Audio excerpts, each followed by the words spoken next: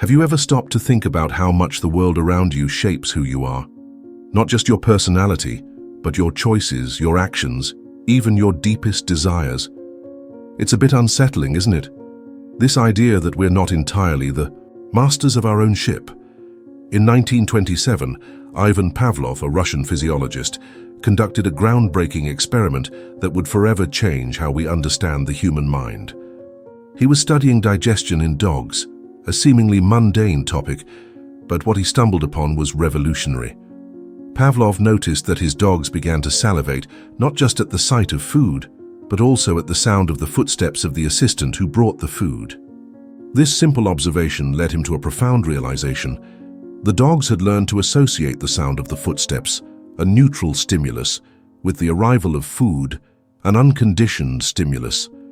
Through repeated pairings, the sound of the footsteps, alone now a conditioned stimulus, was enough to trigger salivation, a conditioned response. This is what we call classical conditioning. It's like your brain creating shortcuts, linking things together that weren't linked before.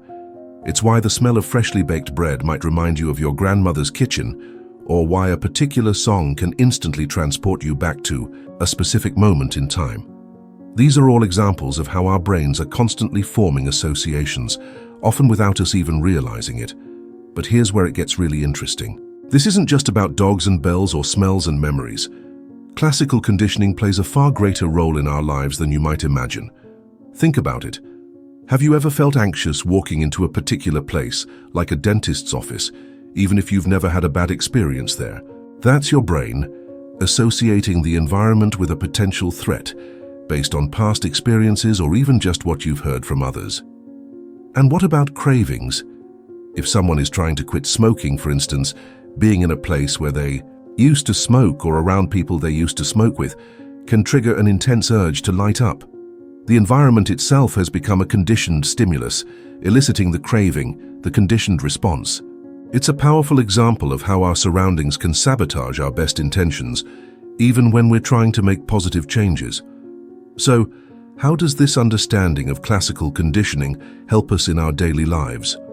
Well, for starters, it highlights the importance of being mindful of our environment. If you're trying to break a bad habit or develop a new one, changing your surroundings can be a powerful strategy. If you always eat unhealthy snacks while watching TV on your couch, try moving to a different room or engaging in a different activity altogether. By breaking the association between the couch and snacking, you can weaken the conditioned response and make it easier to resist temptation. Let's move beyond Pavlov for a moment. Another giant in the field of psychology, B.F. Skinner, took these ideas even further with his concept of operant conditioning. While Pavlov focused on how we learn to associate stimuli, Skinner was interested in how we learn through consequences. In his famous experiments, Skinner placed rats and pigeons in specially designed boxes, now known as Skinner boxes. These boxes contained a lever or a key that the animals could press to receive a reward, usually food. What Skinner found was that the animals quickly learned to associate the action of pressing the lever with the consequence of receiving food. This is the essence of operant conditioning. We learn to repeat behaviors that are followed by positive consequences, and we learn to avoid behaviors that are followed by negative consequences. Now, you might be thinking, that's all well and good for rats and pigeons, but what does it have to do with humans? A lot, actually. Think about how you learned to ride a bike. You probably fell down a few times, scraped your knees, maybe even felt a bit discouraged. Those were negative consequences. But then you started to get the hang of it. You felt the wind in your hair, the thrill of moving forward under your own power. Those were positive consequences. And with each successful ride, the behavior of riding a bike became more and more reinforced. Operant conditioning is happening all around us, all the time. It's how we learn to navigate the world, to interact with others, to achieve our goals. In a work environment, for example, the design of the workspace can have a significant impact on employee productivity. A well-lit, comfortable, and organized office can foster a sense of well-being and focus, leading to increased output. Conversely, a cluttered, noisy, or poorly lit office can create stress and distractions, hindering performance. Similarly, in a classroom setting, The arrangement of desks, the use of visual aids, and the overall atmosphere can influence student engagement and learning. A teacher who creates a positive and supportive learning environment where students feel encouraged to participate and ask questions is more likely to see positive outcomes than a teacher who creates a rigid and intimidating atmosphere. It is important to bring into our discussion the perspective of another influential figure, John B. Watson. Watson is often considered the founder of behaviorism, a school of thought that emphasizes the study of observable behaviors rather than internal mental processes. He believed that all behaviors are learned through interaction with the environment, and famously claimed that he could take any healthy infant and, through conditioning, train them to become any type of specialist he chose: doctor, lawyer, artist, merchant chief, and yes, even beggar man and thief, regardless of his talents, penchants, tendencies, abilities, vocations, and race of his ancestors. While Watson's view is considered extreme by today's standards, it underscores the profound impact that the environment can have on shaping who we become. It challenges us to consider the role of nurture versus nature in determining our life paths. Think about the implications of this. How might a child's behavior be influenced by the environment they grow up in? Every element of our surroundings plays a part in who we become.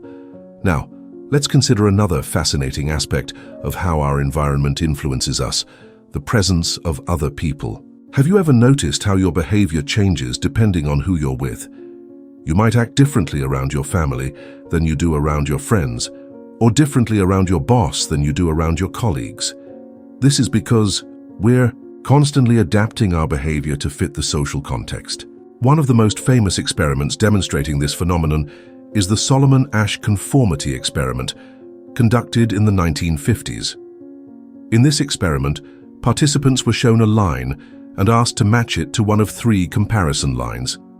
The task was incredibly simple, and the correct answer was obvious. However, there was a twist. The participant was placed in a room with several other people who were actually Confederates, meaning they were in on the experiment and instructed to give incorrect answers. What Asch found was astonishing. When the Confederates unanimously gave the wrong answer, the real participant often conformed to the group's incorrect response, even though they knew it was wrong. This happened about 1/3 of the time. The experiment powerfully demonstrated the human tendency to conform to social norms, even when those norms conflict with our own judgment. Why do we do this? Why do we sometimes go along with the crowd, even when we know better? There are a few reasons. One is the desire to fit in, to be accepted by the group. We're social creatures and we have a deep-seated need to belong. Another reason is the belief that the group might have information that we don't.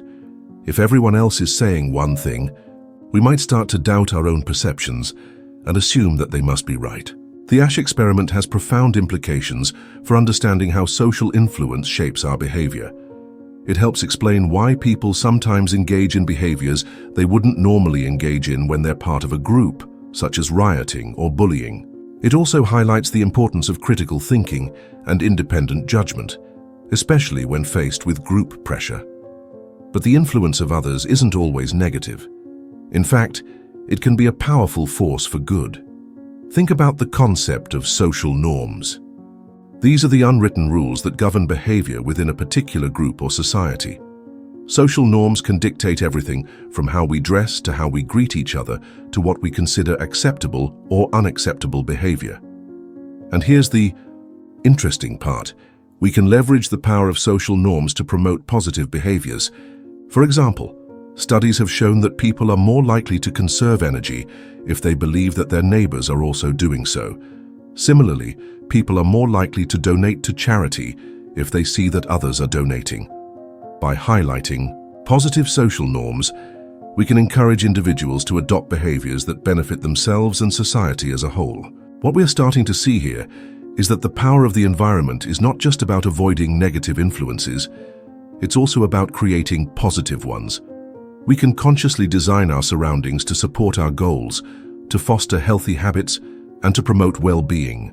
This could mean anything from decluttering your workspace to improve focus, to surrounding yourself with supportive and inspiring individuals, to creating a relaxing atmosphere at home to reduce stress.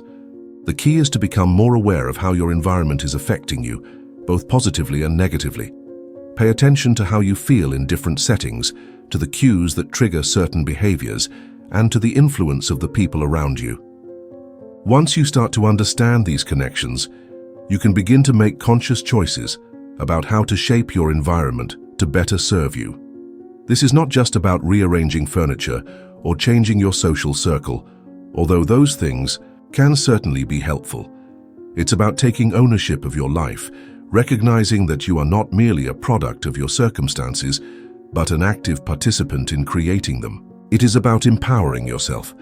It's about understanding that while you may not be able to control everything that happens to you, you can control how you respond to it, and you can create an environment that supports your growth, your well-being, and your aspirations. And that perhaps is the most powerful lesson of all. The environment is not just something that happens to us, it's something we can actively shape and influence. We have the power to create environments that nourish our souls, that challenge us to grow, and that help us become the best versions of ourselves. So I ask you today, what kind of environment are you creating for yourself? What kind of environment are you creating for others? Are you fostering a space of negativity, of doubt, of fear, or are you cultivating a space of positivity, of encouragement, of growth? The choice, ultimately, is yours. It always is, and it is a choice worth making consciously, deliberately, and with intention. Because the environment you create, both around you and within you, will ultimately determine the kind of life you live. Make it a good one, make it a meaningful one, and make it one that truly reflects who you are and who you aspire to be. This isn't just about understanding the power of the environment. It's about harnessing that power to create a life of purpose, a life of meaning, a life of joy. And that, my friend, is a life worth living. That's a life worth fighting for. That is a life worth creating every single day, starting right now.